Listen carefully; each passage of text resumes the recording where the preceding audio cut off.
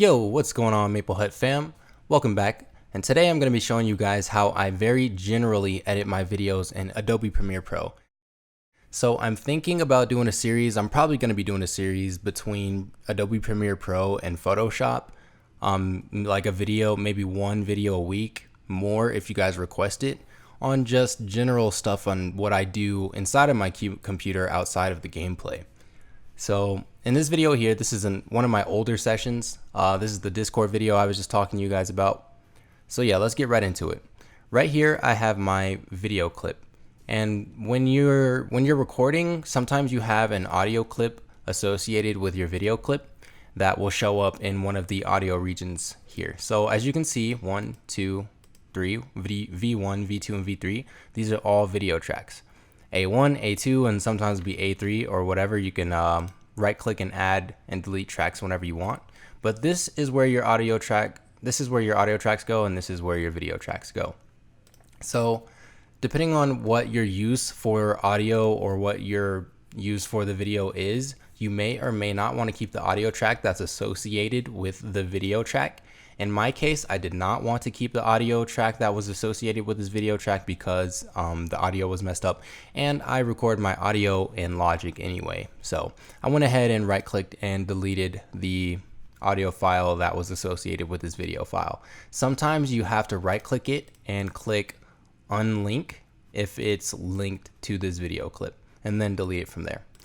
All right, so yeah, in this video, all I did was dropped some music in the background because I'm just talking, and you know, I want some music to be playing in the background while I'm talking and kind of help out that engagement. So I went ahead and dropped a beat I made down here into my audio track 2. My audio track 1 is me talking. I'll go ahead and mute the music so you can hear me talking.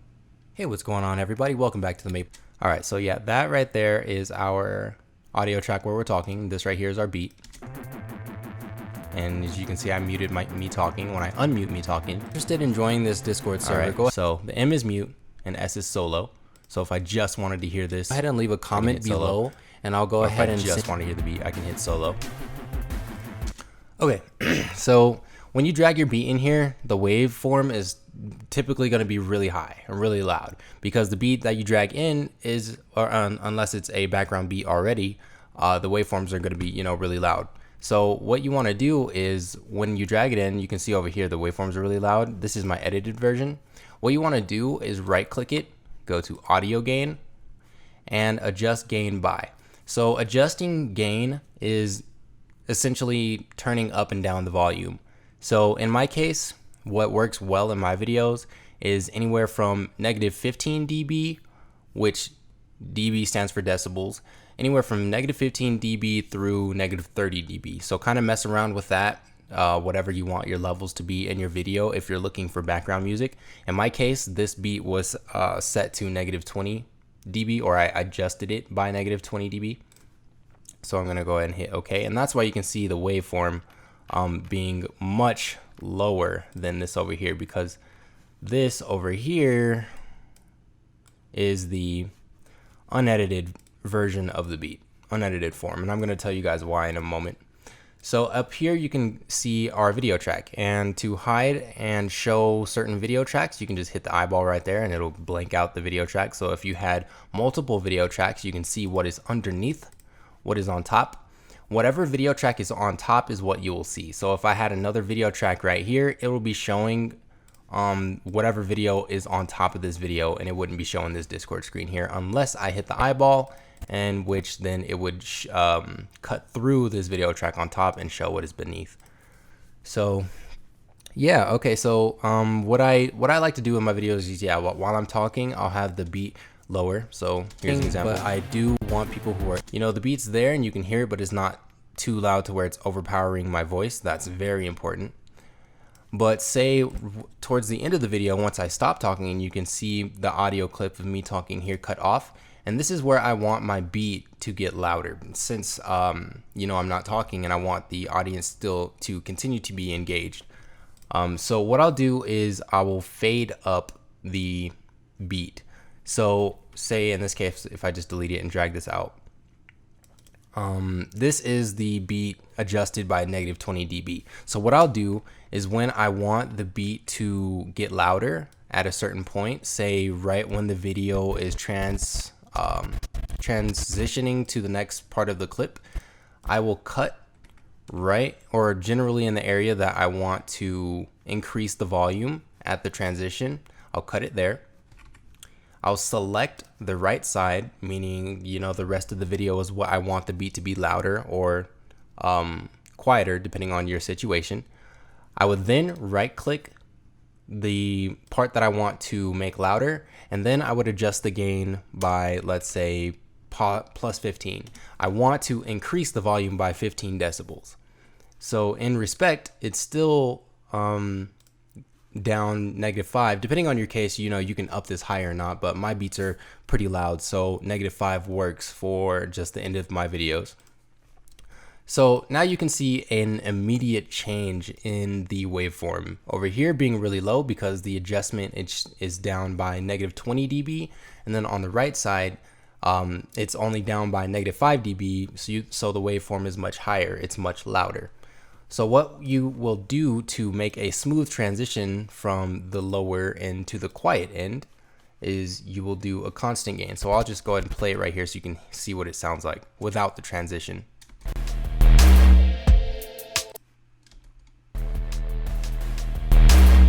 So you can see there's no gradual fade up to the louder part of the beat. So to do that, what you'll do is either come down here to the bottom left. Typically, I think default, it's the effects tab is on the bottom left down here, but I have my effects tab up here. So just make sure you go to your effects tab wherever that's at. You can either search for audio transitions and crossfade, or you can just go to audio transitions, crossfade, constant gain. So what you'll do with this constant gain is drag and drop on top of where you want it to transition the volume. So in my case, I'm dragging it on top of both the low part of my beat and the high part of my beat, so that the transition, as it goes through, it gets louder as it passes through this effect here. So what I'm using to zoom in is Alt or Option. Actually, I have a Windows keyboard I'm actually using for my Apple computer. So I believe it's Option to zoom in and out, and Command to scroll left and right. Hold, scroll, yeah. So right here you have the constant gain, and you can stretch and shorten your fade however you like it to be. It depends on your situation. Mine, I guess I'll keep it right here. So as you can see, there's a much more gradual fade up from the low part of the beat to the high part of the beat for a much smoother transition. So this goes the same with video tracks. So if I'm adding like a fade like I did right here, the dip to white, it's the same thing. So sometimes the effect, you'll drag it on both parts of the video effect, but sometimes you won't. In this case, it wouldn't let me drag it on top of my text that I created here. I'll make another video talking about text and pop-ups and videos and all that probably next week, or sooner if you guys request it. If you guys are liking this, please leave this a like, by the way. All right, so you want to, so the video transition, you want to go to video transitions, and typically for transitions, what I like to use are dissolves. So dissolves are basically these fades. So you can go dip to black, dip to white, the dip to white being this one right here, how it goes to a white screen and back to whatever the clip comes afterwards. So dip to black, it dips to black, dip to white, dips to white. Additive dissolves, there's different effects for different things, but they all typically transition the same. Now there's all kinds of different transition, you know what I'm saying? Like there's 3D motion, there's page peels, turns, all kinds of stuff that you guys can mess around with, but I'm just showing you guys typically what I use in my videos. And that's mainly the dip to blacks and dip to whites. So right here, I dragged a dip to white right on top of my video clip that I want to transition. Oh, messing around with the zoom. Okay. So the dip to white, I just dragged right on top of my video clip, the Discord video clip. And as you can see, right when it hits, the fade happens and it goes into my text. So yeah, that's really it. In the beginning of my videos, I also typically do audio gains just for fade ins at the beginning of the video, and I'll do like a dip to black right here at the beginning. At the beginning here, just to fade the video in initially when you start watching.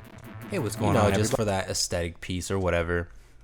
So yeah, that's just about it for this very simple tutorial. I spend no longer than 15 to 30 minutes editing a video on average. Most of the time, honestly, is just me watching the video to make sure that you know, the audio is synced to the video and that I have all of my effects correct.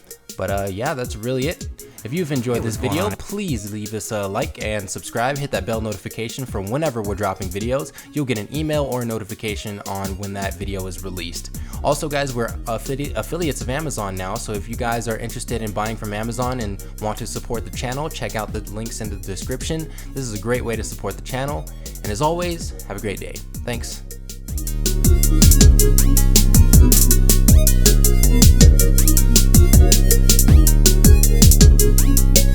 Thank you.